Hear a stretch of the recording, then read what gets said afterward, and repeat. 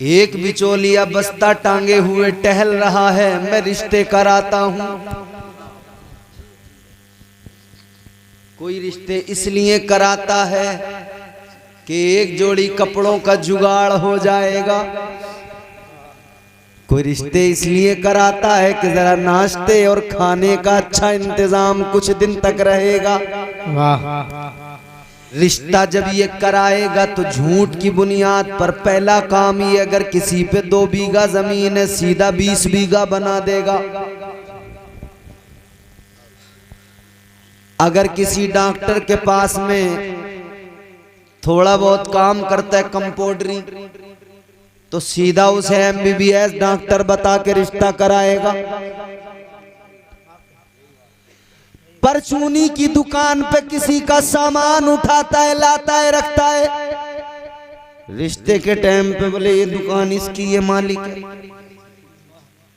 इतना तगड़ा झूठ, अल्लाह रे।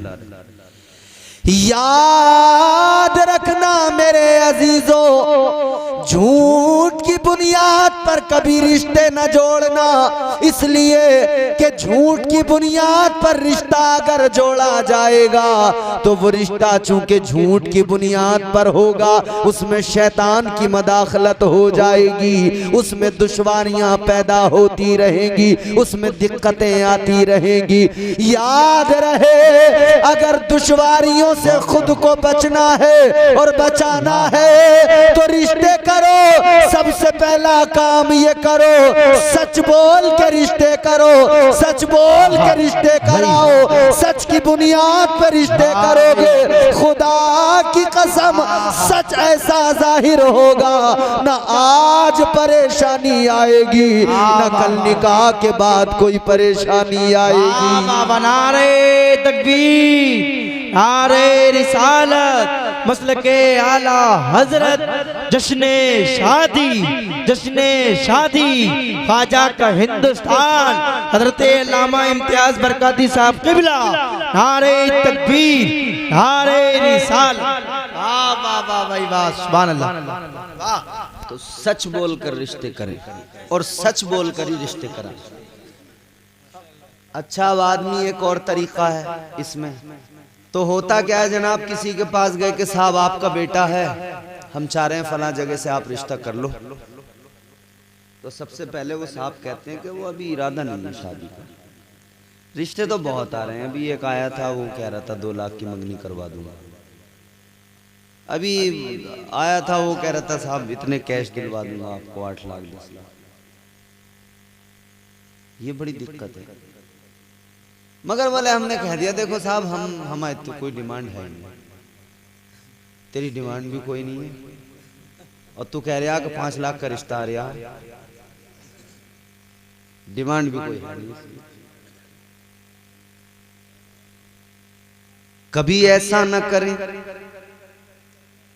मगर साहब मैं अब जरा सा अपना एक और रुख दिखाता हूं, सिक्के का दूसरा रुख, तस्वीर का दूसरा रुख, सिक्के का दूसरा पहलू।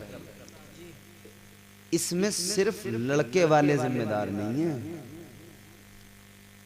लड़की वाले बराबर के जिम्मेदार हैं। लड़की वाला भी ये चाहता है कोई बहुत ऊंचा घराना, बहुत ऊंचा खानदान मिल जाए। और अब तो मालूम करते हैं लड़के के नाम पे कोई प्लॉट है कि नहीं। दुकान अगर कोई चला रहा है तो बोले ये तो साहब साजे की है, इसकी अलग थोड़ी है। तो तू रिश्ता शुरू करने से पहले ही कह रहा कि दुकान इसकी अलग होनी चाहिए, तो तू उसे अलग करना चाह रहा पहले।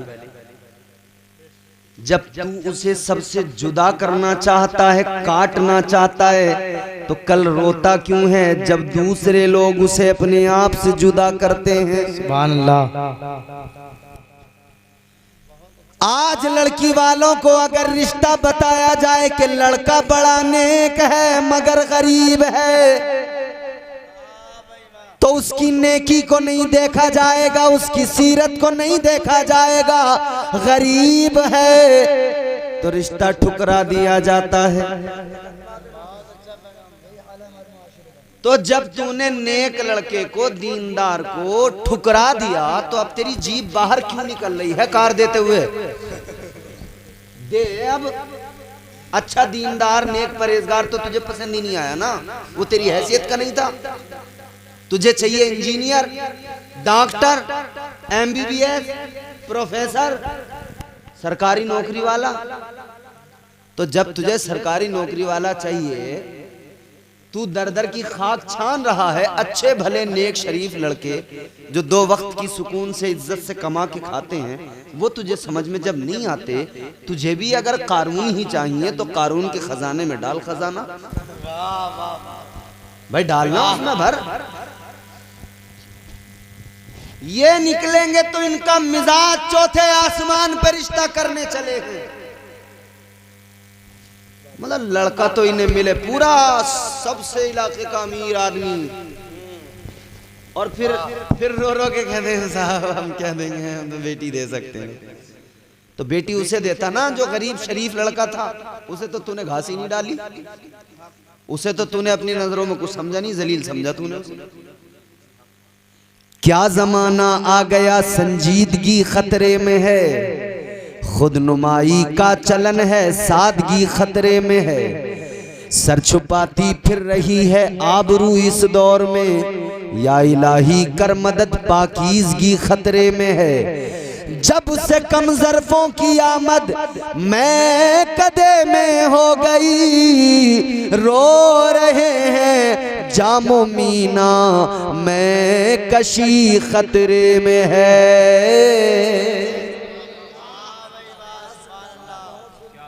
दोनों तरफ से मामलात बराबर रखो। मेरे हुजूर का फरमान है, आका ने फरमाया दीनदारी की बुनियाद पर रिश्ते करो। ये हुजूर ने लड़के वालों के लिए थोड़ी फरमाया, दोनों के लिए फरमाया।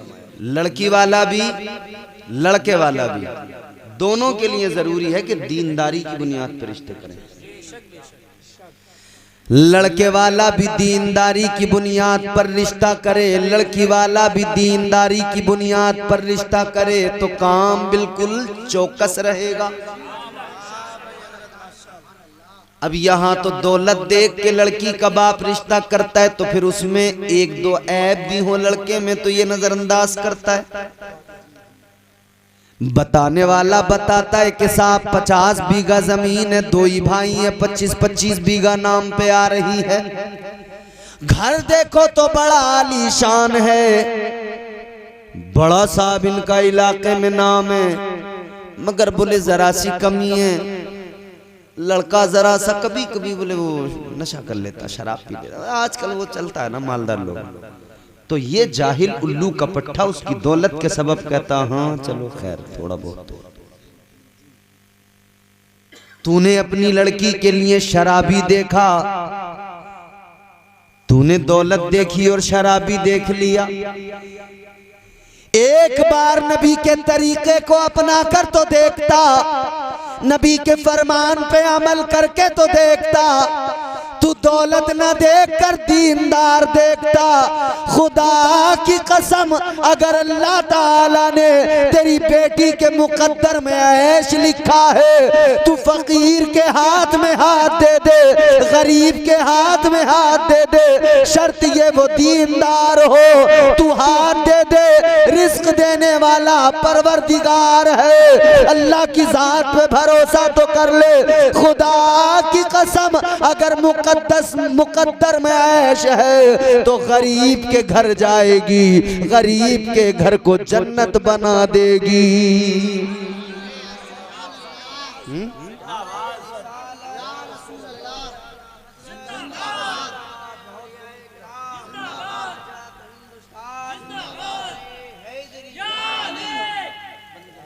बड़े बड़े दरिया, समझ रहे हो? ठीक है कोई बात नहीं। बड़े बड़े दरिया सूख जाते हैं, बड़े बड़े दरिया सूख जाते हैं।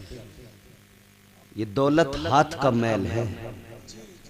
किरदार देखो, दौलत आज है कल नहीं। करोड़ों की प्रॉपर्टी, करोड़ों की जायदाद, मगर कोई जरा सा काम बिगड़ा ना, सारी की सारी बह जाती है पानी की तरह। दीनदारी की बुनियाद पर रिश्ते किया करो। अब शादी की बात चली है तो मैं आपको बताऊं, इंसान की जिंदगी में औरत की कितनी जरूरत, मर्द की जिंदगी में औरत की कितनी अहमियत और जरूरत। क्यों आखिर ये निकाह करना है, क्यों आखिर शादी करना है। इंसानियत का आगाज जहां से हुआ, शादी का आगाज भी वहीं से हुआ। अल्लाह ताला ने पहले इंसान, पहले बशर हजरत आदम अलैहिस्सलाम को पैदा फरमाया। तुम्हारे मेरे नस्ल इंसानी के बाप अबुल बशर हजरत आदम अलैहिस्सलाम को परवरदिगार ने पैदा फरमाया। अल्लाह ने बनाया, रूह डाली, फरिश्तों को हुक्म दिया सजदा करो। अल्लाह ने फरमाया व इज़ क़ुल्ना लिल मलाइकति सुजुदू लि आदम फसजदू इल्ला इब्लीस। अल्लाह ने फरिश्तों को हुक्म दिया आदम को सजदा करो। सारे फरिश्तों ने सजदा किया इल्ला इब्लीस, सिवाय इब्लीस के। आदम ने नहीं किया। अल्लाह ने उसको मरदूद बनाया, लानत का तोक उसके गले में डाल के निकाल दिया। लेकिन इधर हजरत आदम अलैहिस्सलाम, अल्लाह ताला ने हजरत आदम को जन्नत में दाखिल फरमा दिया। हजरत आदम एक अकेले इंसान, एक अकेले बशर, कोई दूसरा इंसान नहीं। आपको दूसरी मखलूकात तो नजर आती है, अपना हम जिन्स कोई नजर नहीं आता, क्योंकि है ही नहीं कोई दूसरा इंसान। और जिन्स अपनी जिन्स की तरफ लौटती है, ये फितरी तकाजा है। इंसान इंसानों में ही तो रहता है, ये फितरी तकाजा है। हम जिन्स चाहिए। और हम जिन्स में भी एक चीज और है, आप सफर पे निकले अकेले हो तो आप कहते हैं यार अकेलापन अच्छा नहीं होता, एक के साथ एक कोई अगर हो तो फिर एक से भले दो, रास्ता भी आसान हो जाता है और रास्ते में फिर आपको अच्छा भी फील होता है। आप ताजमहल देखने चले जाइए अकेले, अकेले इधर उधर चारों तरफ नजर दौड़ाई, बस ये अकेले हैं तो बस देख लिया, हाँ ठीक है समझ में आ गया। इससे ज्यादा कोई आपको लुत्फ नहीं मिले। लेकिन वहीं साथ में आप 2-3 जाइए तो रास्ते में भी जाते हुए लुत्फ आएगा, सैर भी करेंगे तो वहां भी आपको अच्छा लगेगा। आप बातचीत करते रहेंगे, एक एक चीज पर तबसरा करते रहेंगे, तो जरूरी है एक से भले दो। अब हजरत आदम अलैहिस्सलाम अकेले, दूसरा कोई इंसान ही नहीं है, तो जन्नत में, मगर तबीयत नहीं लग रही, अकेले अकेले। खैर इस जमाने में जो है ना, वो अकेलापन खत्म करने के लिए ये प्लेट हाथ में है, ये मोबाइल। पहले आदमी अकेलापन दूर करने के लिए किताबें पढ़ता था। पहले सुबह को गांव देहात में भी अखबार पढ़ने वाले लोग काफी थे, अब तो अखबार पढ़ने वाले भी नहीं रहे।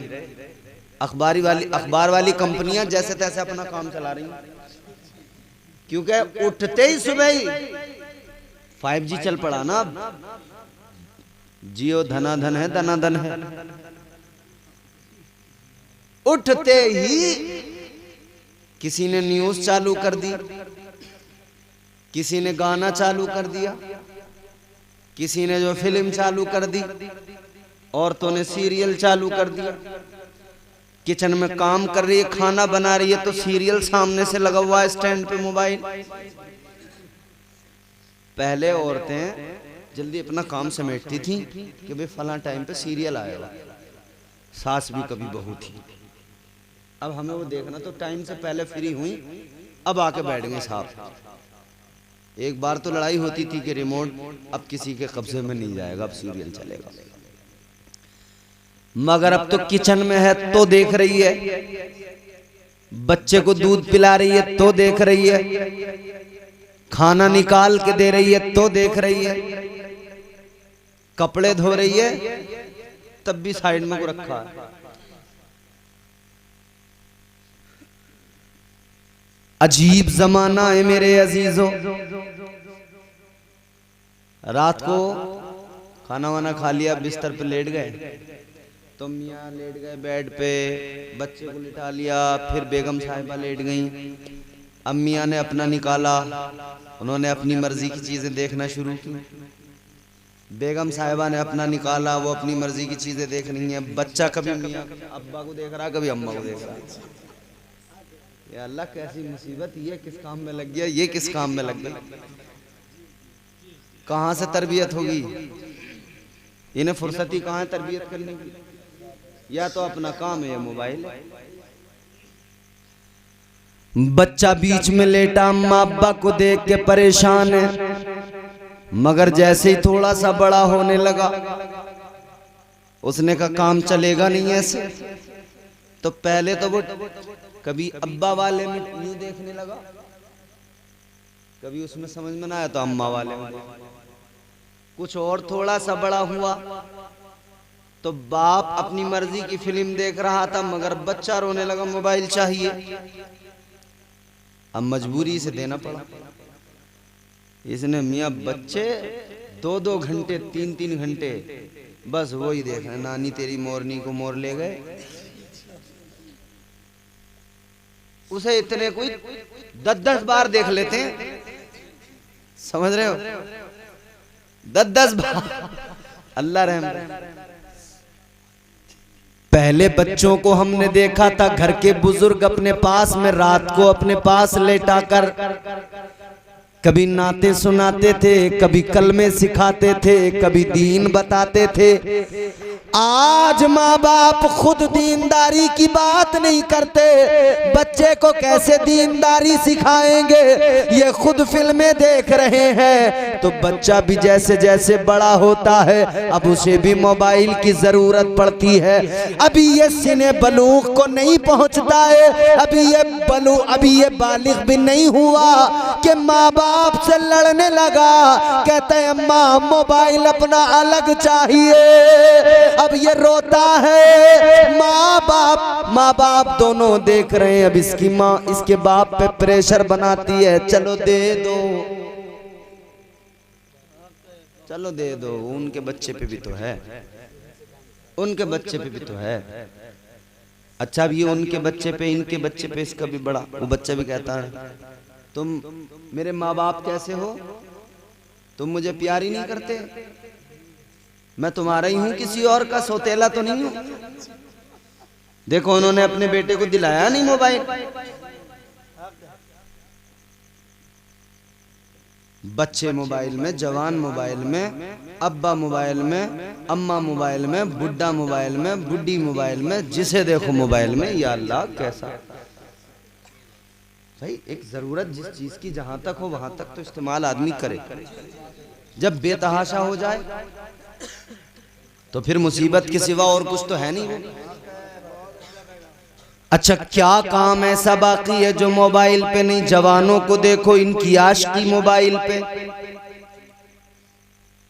अब जाड़े आ रहे हैं, लिहाज में पूरी तरह से पैक होके अंदर से करेगा हेलो तबीयत ठीक है तुम्हारी? क्या खाया था आज? अच्छा जितने शादीशुदा लोग बैठे हैं, एक बात ईमानदारी से बताओ, आप कहीं बाहर हैं, बीवी घर से फोन करे, आप कितनी बात करते हैं? हेलो अस्सलाम वालेकुम, हाँ वालेकुम सलाम, कि वो बच्चे की दवाई आनी थी कि हाँ फला वो ऐसा कर लियो वैसा कर लियो और उससे दवाई आ जाएगी और वो भैया ला देगा और यूं हो जाएगा, काम की बात है, चल ठीक है फिर खुदा हाफिज। किसी को अगर डॉक्टर बनना है तो वो डॉक्टर की जिंदगी को देखता है, डॉक्टर की जिंदगी डॉक्टर के लिए नमूना। वाह वाह वाह भाई, सुभान अल्लाह। टीचर की जिंदगी टीचर के लिए नमूना, एडवोकेट की जिंदगी एडवोकेट के लिए नमूना, जज की जिंदगी जज के लिए नमूना, किसी बिजनेसमैन की जिंदगी बिजनेसमैन के लिए नमूना, बिजनेस करने वाले के लिए नमूना। वाह भाई वाह। एक फील्ड, एक आदमी एक फील्ड में काम कर पाता है, एक ही फील्ड के लिए नमूना बन पाता है। मगर मैं कुर्बान मदीने वाले मुस्तफा पर खुदा की कसम, ताजदारे मदीना की जिंदगी टीचर के लिए भी नमूना, वकील के लिए भी नमूना, जज के लिए भी नमूने अमल, बड़े बड़े डॉक्टरों के लिए, साइंसदानों के लिए नमूने अमल, तिजारत करने वालों के लिए, बिजनेस करने वालों के लिए नमूने अमल। मेरे मुस्तफा की जिंदगी अल्लाह अल्लाह। ये तो मैंने उनकी बात की जिन्हें आज मुआशरे में जिनका स्टेटस हाई लेवल पर समझा जाता है कि ये साहब डॉक्टर साहब हैं, मास्टर साहब हैं, वकील साहब हैं, जज साहब। लेकिन अगर कोई गरीब इंसान है, अगर कोई मजदूर इंसान है, अगर कोई खेती किसानी करने वाला, जानवर पाल कर अपना गुजारा करने वाला इंसान है, अगर उसके ख्याल में ये बात आए कि मेरे आका की जिंदगी मेरे लिए नमूना है या नहीं,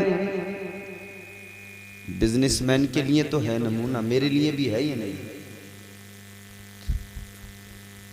ताजदारे मदीना मुस्तफा जाने रहमत की जिंदगी, गरीब इंसान, जानवर पालने वाला, बकरियां चराने वाला, वो भी देख ले मेरे मुस्तफा ने 1400 साल पहले वो काम भी किए, बकरियां भी चराई, ताकि गरीब को ये एहसास न रहे कि मेरे लिए मेरे आका की जिंदगी नमूना नहीं है।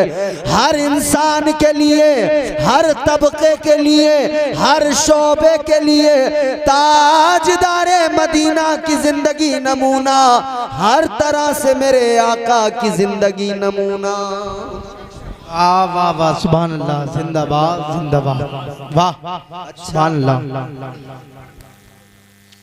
और फिर हुजूर ने हर चीज को खोल कर उम्मत के सामने बिल्कुल वाज़ेह फरमा दिया। किसी के यहाँ बच्चा पैदा हो तो आपको उस वक्त करना क्या है, हुजूर ने फरमा दिया साफ। किसी के यहाँ पर किसी का इंतकाल हो तो उस वक्त करना क्या है, सब हुजूर ने फरमा दिया। अब जरा दिल लगाओ, मोहब्बत से बोलो सुभान अल्लाह सुभान अल्लाह। पैदा होने से लेकर मरने तक, कब्र में जाने तक, कब्र के मामलात, हश्र के मामलात सब हुजूर ने जाहिर फरमाए। बैठ जाएंगे, तुम तो चुप बैठ जाओ, अल्लाह की बंदी हो, हमसे ज्यादा तो तुम ही तकरीर कर रही हो। इश्क़ नबी की शम्मा दिलों में रकम करें, इश्क़ नबी की शम्मा दिलों में रकम करें। हजरत इन औरतों से कह दो जरा शोर कम करें। वाह वाह भाई वाह, क्या कहने, भाई वाह, शोर कम करें। अब आप थोड़ा सा 10-15 मिनट थोड़ा सा माहौल सा बनाएंगे तो मैं भी फिर तैयार हो जाऊंगा।